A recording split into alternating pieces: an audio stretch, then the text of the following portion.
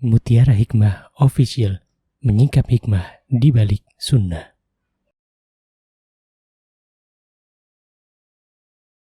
Salurkan donasi terbaik Anda untuk mendukung dakwah Mutiara Hikmah Official.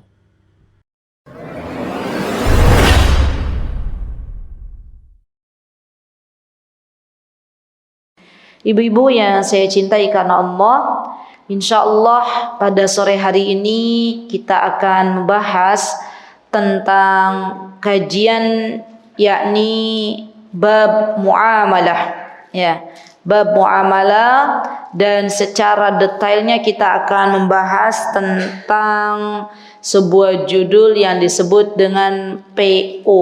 Apa itu PO? Pre-order. Masya Allah. Ibu-ibu yang saya cintai karena Allah, di zaman sekarang sistem PO ini sedang berkembang luar biasa. Coba, kalau zaman dulu kita mau membeli barang, atau zaman dulu kala ada seorang produsen, ambillah contoh konveksi misalnya.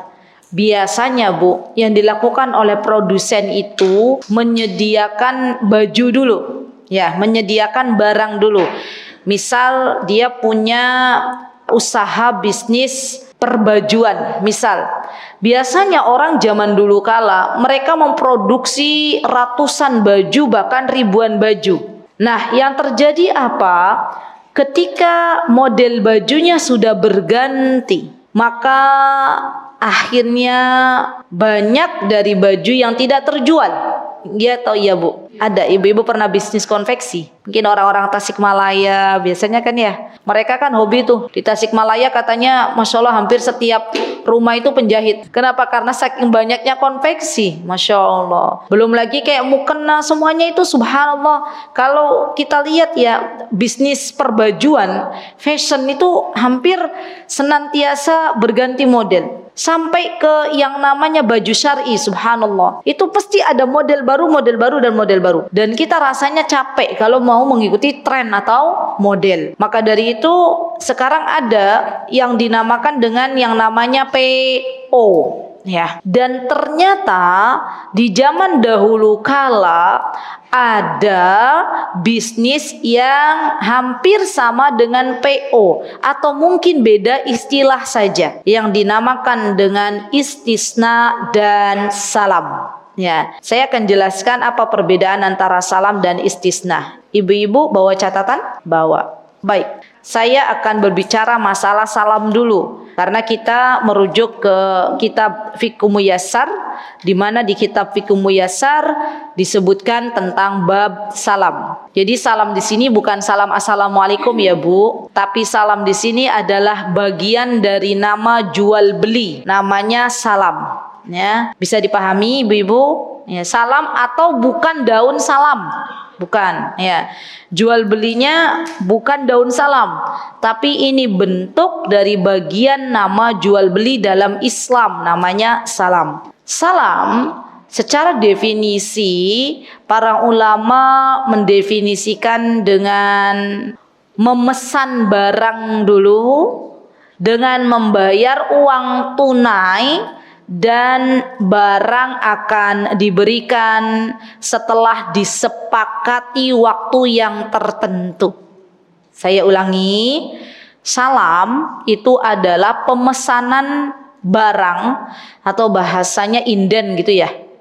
Pemesanan barang, di mana pemesanan barang tersebut uangnya dibayar di depan tunai. Uangnya dibayar di depan tunai, namun barangnya akan didapatkan setelah waktu yang telah disepakati bersama. Jadi tidak langsung barangnya ada. Itu yang dinamakan dengan salam. Dan kalau kita berbicara masalah jual beli ibu-ibu, maka akan kita dapati jual beli yang ada itu ada 4 bagian. Mohon ini diingat-ingat karena ini dasar dari kaidah jual beli. Yang pertama, jual beli yang dilakukan dengan uang tunai di depan dan barang ada.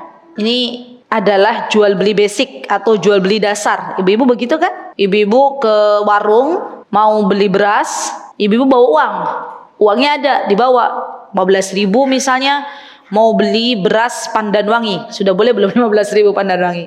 Mau beli sekilo. Hah? Bisa ya? Sekilo ya pas ya. 15.000 bawa uang dari rumah, beli ke warung beli beras Pandan Wangi. Ya ke warung tetangga. Ya karena alhamdulillah punya tetangga pas jual beras Pandan Wangi misalnya. Ibu beli beras, ibu serahkan uang, penjual menyerahkan 1 kilogram beras Pandan Wangi. Kira-kira jual beli seperti ini boleh atau tidak ibu-ibu? Yakin boleh? Boleh ya. Dan ini jual beli yang biasa kita lakukan. Bawa uang, ini barang. Oke. Yang kedua, jual beli caranya adalah kita beli barang tapi uangnya pakai DP. Kita beli barang nih, tapi nanti uangnya nyicil. Uangnya tidak tunai, tidak kontan, tapi kredit. Itu kira-kira boleh atau tidak, Bu? Tergantung kesepakatan. Tergantung akad. Ya betul, tergantung akad. Kalau memang si penjual memang sengaja menjual barangnya dengan cara non tunai atau kredit, maka pembeli bisa membelinya dengan cara kredit, dan itu diperbolehkan. Masuk dalam bab ta'awan 'alal birri wat taqwa, saling tolong menolong dalam kebaikan. Nanti ada syarat-syaratnya. Ya tidak boleh jual beli, kita balik ke kaidah dasar jual beli. Tidak boleh yang namanya jual beli atau kredit barang-barang yang tidak diperbolehkan untuk diperjualbelikan. Ya termasuk di dalamnya kucing. Misalnya ada orang mau kredit kucing, beli kucing karena kucingnya harganya 20 juta, 10 juta misalnya. Jadi dia nggak bisa kontan, bayarnya kredit, itu nggak boleh. Ya kenapa? Karena hal semacam ini tidak diperbolehkan dalam Islam. Hati-hati, kucing tidak boleh diperjualbelikan. Ya, dan sesuatu yang memang diharamkan dalam Islam. Misalnya jual beli minuman keras, jual beli barang-barang yang najis, itu tidak diperbolehkan. Baik tunainya maupun kreditnya tidak boleh. Yang ketiga adalah jual beli di mana uangnya dulu. Kebalikan dari yang kedua ya Bu. Kalau tadi kan yang kedua itu barangnya dulu ada. Oke.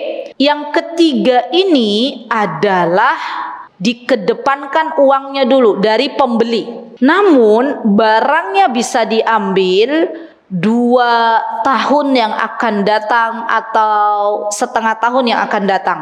Barangnya belum diserah terimakan. Apakah jual beli yang demikian diperbolehkan? Ada yang bilang tidak, ada yang bilang boleh. Jadi mana yang boleh ikut tidak, yang tidak ikut boleh, atau tetap ke prinsip masing-masing? Boleh atau tidak?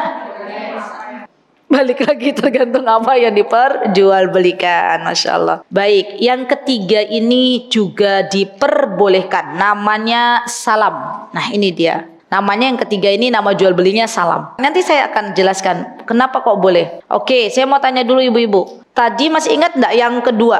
Yang kedua ini sakjane sebenarnya yang berhutang siapa? Pembeli atau penjual? Yang kedua. Pembeli. Karena yang namanya kredit itu nanti masuknya utang piutang.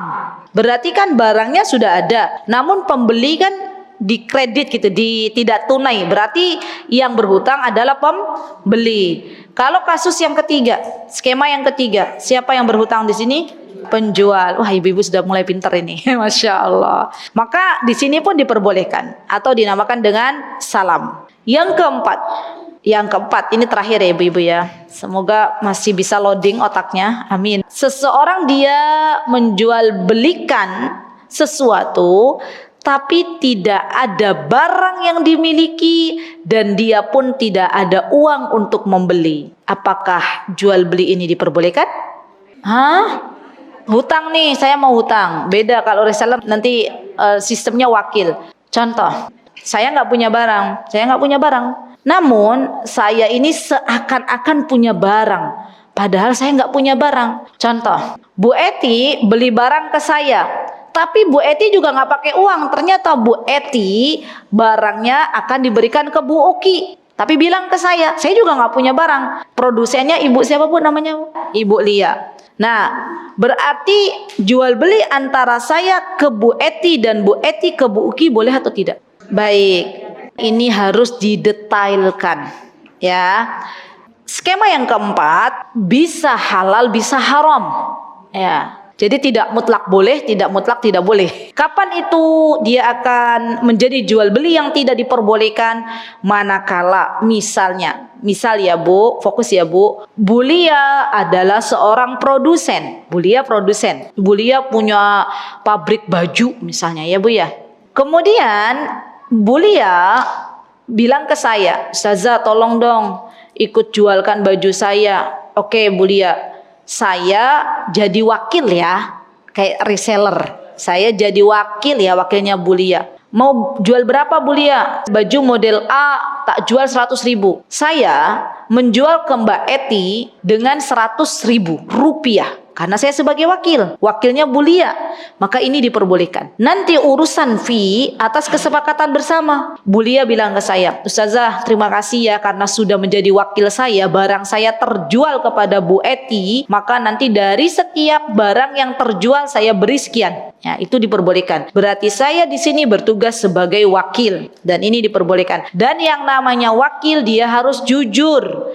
Apapun yang dikatakan oleh produsen, saya harus menyampaikan hal yang sama kepada pembeli. Ya, tidak boleh ditutup-tutupi. Dan saya pun harus meminta izin terlebih dahulu ketika akan menjual kepada Bulia. Atau kasusnya begini, ada orang mau jual rumah Bu, ada orang mau jual rumah. Kita mau bantuin jual misalnya ya. Terus kita foto, jepret, kan ada tuh tulisan misalnya ya. Terus kita upload, kita jualkan di media sosial tanpa izin ke pemilik rumah. Itu boleh atau tidak? Tidak boleh. Ya, nah ini yang disebut, maksudnya dia jualan barang tapi nggak punya barang. Kalau tidak izin ke pemilik rumah. Tapi kalau saya izin ke pemilik rumah, Pak, misalnya ada yang, atau Ibu Bulia lagi deh, Bulia punya rumah banyak misalnya ya. Terus Bu Eti bilang, "Bulia, boleh nggak saya bantu jual? Saya alhamdulillah nih, saya punya kawan banyak di sosial media misalnya ya. Saya punya banyak kawan dari berbagai daerah dan kebetulan kemarin banyak yang tanya rumah di Yogyakarta. Sekarang itu banyak loh Bu, orang-orang dari luar Yogyakarta pengen tinggal di Yogyakarta. Nih Masya Allah ya. Lihat katanya di Jogja itu pengajian di mana-mana. Masya Allah loh. Sudah banyak itu yang inden. Inden tanah ya, cari tanah, cari rumah. Masya Allah banyak. Sehingga Bu Eti bilang, "Saya punya teman-teman yang kemarin banyak menanyakan rumah Yogyakarta. Nah saya bantu jual ya Bulia. Ya mau berapa jualnya, sekian. Kesepakatan tuh ya." Kemudian Bu Eti jual kembali barangnya Bulia atas seizin Bulia. Maka ini diperbolehkan. Yang tidak diperbolehkan adalah dia menjual barang yang bukan milik orang lain tanpa seizin pemiliknya. Ya, sudah Bu? Sampun? Baik. Tergambar ya. Skema 1, skema 2, skema 3, skema 4. Kita balik lagi ke salam. Balik lagi kemana? Ke salam. Nah, salam itu sudah ada dari zamannya Rasulullah Sallallahu Alaihi Wasallam. Pada waktu zaman dahulu kala, ketika Rasulullah Sallallahu Alaihi Wasallam sampai ke kota Madinah, maka para penduduk kota Madinah sudah membiasakan dengan jual beli salam ini, dan Rasulullah Sallallahu Alaihi Wasallam tidak melarangnya. Contoh misalnya, para sahabat Ridwanullahi alaihim, mereka biasa mendatangi petani, kan karena kalau di Madinah itu ibu-ibu mata pencaharian utamanya adalah petani ya. Kalau di Mekah mata pencaharian utamanya adalah berdagang. Maka para sahabat juga dulu mereka mendatangi petani dan berkata kepada petani ini begini, "Pak, jenengan punya ladang gitu ya, atau punya kebun kurma. Maka saya mau membeli kurmanya panjenengan jenis ajwa." Wah keren banget ibu-ibu ya, untuk perkurmaan sukanya yang ajwa, Masya Allah bagusnya. Kenapa saya katakan bagus kurma ajwa itu? Karena ada fadilahnya sendiri, ada keutamanya sendiri. Ibu makan kurma ajwa 7 saja setiap pagi, maka akan Allah jauhkan dari sihir ya. Beda dengan ibu makan kurma sukari, 1 dos itu nggak ada fadilahnya ya. Jadi mau makan mana, ajwa atau kurma sukari? Ajwa ya, oke, ajwa ya. Ajwa itu kurmanya Nabi yang berwarna hitam biasanya ya. Nah para sahabat biasanya begini, "Oke, saya mau beli kurma ajwanya panjenengan ya, kurma ajwanya jenengan. Nanti misalnya 100 kilo tapi nanti diambilnya 1 tahun yang akan datang pas panen. Diberikan batasan tertentu 100 kilo. Nih uangnya kontan, tunai di awal. Maka jual beli ini yang dinamakan dengan salam. Ciri khas dari jual beli yang dinamakan dengan salam, diantaranya syaratnya ibu-ibu adalah dia harus membayar tunai di awal. Tidak boleh membayar DP. Nah, nanti bedanya dengan istisna. Istisna dia boleh bayar DP. Jadi PO yang biasanya ibu-ibu sekarang lakukan itu masuknya dalam istisna DP. Ya, kita bahas salam dulu. Ya, oke. Dalam salam tidak berlaku DP. Dia harus bayar kontan dari awal. Ya. Dan dalam salam barang yang ditunjuk itu adalah barang yang memang mausuf. Mausuf itu yang bisa disifati. Ada speknya. Dia harus menyebutkan sifatnya. Sifatnya misalnya kayak tadi ibu-ibu, kurma. Mau kurma apa? Jenis kurma ajwa. Berarti ini boleh. Namun dalam jual beli salam yang tidak diperbolehkan adalah ketika kita menunjuk kurma ajwa milik Pak A. Itu nggak boleh. Misal, saya mau beli motor, misalnya ya beli motor. Saya bilang, Mbak Uki, tolong ya, saya mau beli motor, tapi saya maunya motor yang merek A tahun sekian milik Bu Uki misalnya, harus miliknya Bu Uki, nggak mau milik orang lain. Dalam baik salam itu tidak diperbolehkan. Jadi kalau misalnya kita mau beli beras Pandanwangi, ya, kita datang ke petani, tolong ya, saya mau beli beras Pandanwangi. Ini uangnya, tapi tolong datangkan beras ini setahun yang akan datang, ya.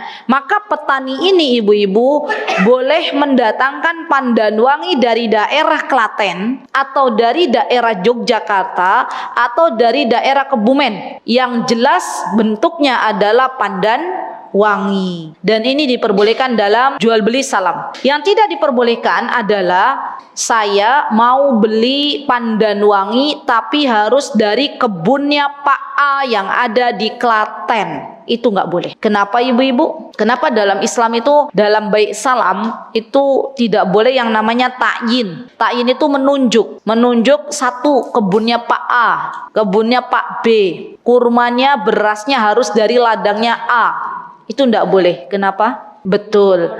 Iya, menghindari ghoror. Karena nanti kalau akadnya diperbolehkan, ya, misalnya dari awal sudah bayar cash, sudah bayar kontan, qadarullah ternyata Pak A itu gagal panen, maka ini akan merugikan pembeli. Nah, jadi dalam jual beli salam yang diperbolehkan adalah menyebutkan merek tertentu tanpa menyebutkan dari kebunnya siapa, dari sawahnya siapa. Karena kalau misalnya mereknya tertentu tapi bukan dari kebunnya A, dia misalnya Pak A gagal panen, bisa didapatkan dari kebunnya Pak B, Pak C, Pak D. Nah, dan ini diperbolehkan. Subhanallah. Ini yang dinamakan dengan baik salam. Baik, apa hikmahnya ibu-ibu? Baik salam ini apa sih hikmahnya? Kenapa Islam memperbolehkan namanya jual beli salam? Hikmahnya apa? Dan ketahuilah wahai ibu-ibu yang saya cintai karena Allah, setiap apa yang diperintahkan dalam agama kita yang mulia itu pasti mengandung manfaat bagi umatnya. Dan setiap yang dilarang di dalam agama kita yang mulia yaitu agama Islam, maka itu ada sesuatu yang tidak bermanfaat di dalamnya. Dan ketika baik salam ini diperbolehkan berarti ada sesuatu yang memang manfaat didapatkan. Apa manfaatnya? Hikmahnya apa? Oh, Masya Allah, terpuaskan ya ibu ya. Pembeli puas, penjual puas. Masya Allah, baik. Saya terima hikmahnya. Terima kasih. Jazakillahu khairah. Ada lagi? Hikmahnya apa ibu-ibu? Mau jawab Mbak Uki? Masya Allah, adanya rasa aman yang didapatkan oleh pembeli, ya, karena barangnya pasti ada, gitu ya. stok barangnya pasti ada dan pasti saya nanti dapat gitu ya. Baik, memberikan rasa aman. Masya Allah, barakallahu fiik. Terima kasih, jazakillah khair. Saya tambahkan ya Bu. Jadi di antara hikmahnya disebutkan oleh Syekh Utsaimin dalam kitab beliau Zadul Mustaqni, kata beliau, di antara hikmah dari jual beli salam adalah di antaranya bahwa petani zaman dulu kala di kota Madinah itu bisa mendapatkan modal. Bisa mendapatkan modal. Modal bukan dari unsur riba, tapi dia dapat modal dari calon pembeli ya, untuk membeli bibitnya atau untuk mengairi sawahnya ya. Jadi untuk prosesnya itu dia sudah ada modal. Yang kedua, apa keuntungan pembeli? Keuntungannya adalah dia bisa mendapatkan harga yang lebih murah daripada harga yang ada di pasaran atau harga yang ketika barang itu sudah ada. Ya, jadi dalam baik salam diperbolehkan petani memberikan harga yang berbeda dengan barang ketika sudah jadi atau ketika sudah siap. Itu boleh. Contoh misalnya, kalau beli beras apa Bu? Ibu-ibu biasanya berasnya merek apa yang dipakai? Strawberry. Hah? Strawberry? Oh ada ya beras strawberry ya? Sejak kapan ada beras strawberry Bu? Oh udah lama? Oh subhanallah, saya malah baru dengar ada beras strawberry. Biasanya saya pakai kalau nggak pandan wangi rojo lele. Ini ada baru ya. Baiklah, beras strawberry. Masya Allah. Warnanya pink Bu atau apa karena banyak ini ya Bu ya, zaman strawberry ya anak-anak. Akhirnya muncullah untuk mengikat emosinya para pembeli, jadinya apa? Beras strawberry yang beli anak-anak muda. Ya Masya Allah. Baik, beras strawberry misal contoh. Beras strawberry ini sekilonya berapa Bu? 17.000. Lebih mahal ya dari pandan wangi ya. Masya Allah. Atau mungkin ternyata dalamnya samimawan ya. Mungkin ya. Oke. Beras strawberry. Beras strawberry kalau sudah siap ada berasnya, harganya 1 kilo berapa Bu? 17.000. Namun kalau penjual dia beli beras strawberry dari petaninya dengan sistem akad baik salam atau akad dalam jual beli yang dinamakan dengan salam, dia bisa dapatkan 1 kilonya 13.000. Ada selisih harga berapa Bu? 4.000. 4 kalau dikali 1 ton berapa? 1 kintal deh. Coba berapa ibu-ibu? Berapa? 4 juta. Untuk penjual beras 4 juta itu untung yang banyak atau sedikit? Pakai banget ya. Kan yang namanya orang jualan beras kan untungnya sedikit, yang penting jalan ya Bu. Masya Allah. Dan itu punya untung 4 juta, subhanallah. Nah ini bisa menggunakan akad salam. Ya, akadnya namanya apa? Salam. Ya. Baik, dan ini diperbolehkan. Baik, syaratnya akad salam bisa menjadi sah. Yang pertama, ini harus diketahui dulu ibu-ibu kalau mau pakai struktur akad salam berarti harus tahu ilmunya dulu. Ya. Yang pertama, akad salam itu uangnya harus dibayar tunai. Tidak boleh pakai DP, tidak boleh dicicil. Yang kedua, dalam akad salam harus disebutkan sifat barangnya. Seperti apa spek barangnya itu. Tidak boleh yang penting saya beli beras, tidak boleh. Yang penting saya beli beras apa aja deh. Nah itu nggak boleh. Harus ada mausufnya, harus ada sifatnya. Speknya seperti apa? Kayak tadi beras strawberry misalnya disebutkan. Baik, yang ketiga, dalam akad salam itu ada waktu yang mana barang tidak diberikan bersamaan dengan uang yang ia bayar. Dan para ulama berbeda pendapat dalam hal ini ya.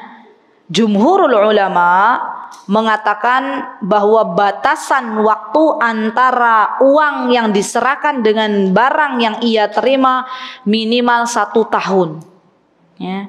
Minimal. Jadi nggak bisa akad salam kalau kita ikut jumhur, kita nih uangnya sekarang, barangnya 1 bulan yang akan datang itu nggak bisa ya, minimal. Kalau Imam Syafi'i mensyaratkan hanya 3 bulan saja, 3 bulan boleh ya, 3 bulan sudah boleh barangnya. Kalau Hanafi tidak ada batasannya ya, tidak ada batasannya. Jadi kalau misalnya uangnya ini uangnya ini dikasih, kemudian dia 4 jam lagi barang datang, maka itu diperbolehkan. Ya, jadi tidak ada batasan tertentunya, insyaallah. Dan ini teman-teman adalah bagian dari perbedaan pendapat para ulama. Jadi nggak bisa kita, ya udah deh kalau seperti itu saya maunya seperti ini. Itu harus kita tahu, kita ikut pendapat mana. Ya. Dan rata-rata yang mengatakan bahwa 1 tahun atau 2 tahun dalam masa menunggu ini berdasarkan yang telah dicontohkan oleh Nabi kita Muhammad SAW. Di antaranya sebuah hadis yang berbunyi ketika Rasulullah SAW datang ke kota Madinah, wahum yuslifuna fithimar sana wassanatain. Para penduduk Madinah biasa menggunakan akad beli jual salam ini dan menunggu barangnya kurang lebih 1-2 tahun. Ya. Dan jumhur mengarah kepada hadis atau dalil yang telah disampaikan oleh Nabi kita Muhammad sallallahu alaihi wasallam. Baik, yang terakhir untuk bab salam, speknya harus jelas, tidak boleh bayar DP, harus tunai, ya. Kemudian ada waktu untuk penyerahan barang yang ada masa tenggang, dan terakhir takarannya harus jelas disebutkan. Takarannya harus jelas. Kalau mau beli beras stroberi, mau beli berasnya 100 kilo kah, 1 kuintal kah, 1 ton kah, dan akan diambil kapannya harus jelas. Kenapa ibu-ibu? Karena kalau tidak jelas, misalnya Bu Lastri punya sawah banyak. Saya datang ke Bu Lastri, Bu Lastri, saya mau ya pesen nih, nanti kalau panen saya mau beli beras yang ada di sawahnya Bu Lastri. Tapi Bu Lastri nggak memberitahu berapa takarannya. Saya juga nggak mau tahu berapa takarannya. Hal demikian boleh atau tidak? Tidak boleh. Karena itu masuk dalam bab gharar. Adanya ketidakjelasan. Ya, saya harus menyebutkan, Bu Lastri saya mau, jenengan mau lagi manen, lagi nanam beras apa? Oh, saya lagi nanam beras stroberi karena permintaan anak saya misalnya. Oke, kalau begitu saya mau beli beras stroberinya panjenengan nanti kalau pas panen 100 kuintal misalnya. Wah, siap nih bayarannya ya, langsung di depan kontan. Kata Bu Lastri, alhamdulillah dapat modal gitu ya. Itu diperbolehkan. Jadi harus jelas takarannya. Kalau nggak jelas takarannya, maka itu namanya bai'ul gharar, tidak diperbolehkan. Baik, ini sedikit lagi karena berhubungan dengan istisna ya ibu-ibu. Nah, masih berhubungan dengan pre-order. Yang kedua adalah istisna, ibu-ibu. Kalau tadi ada namanya salam, yang kedua adalah istisna. Apa bedanya istisna dan salam? Istisna itu lebih kepada menjual jasa, ya. Walaupun istisna ada 2, ada istisna amal, ada istisna muayyan. Apa itu istisna amal dan istisna muayyan? Istisna amal adalah jual beli dalam jasa. Kalau istisna muayyan dia jual beli dalam barang, ya. Bedanya apa dengan salam? Bedanya di dalam jual beli istisna ini diperbolehkan adanya DP. DP itu singkatannya apa tuh, Bu? Berarti uang di awal lah ya. Ya. Baik, itu diperbolehkan.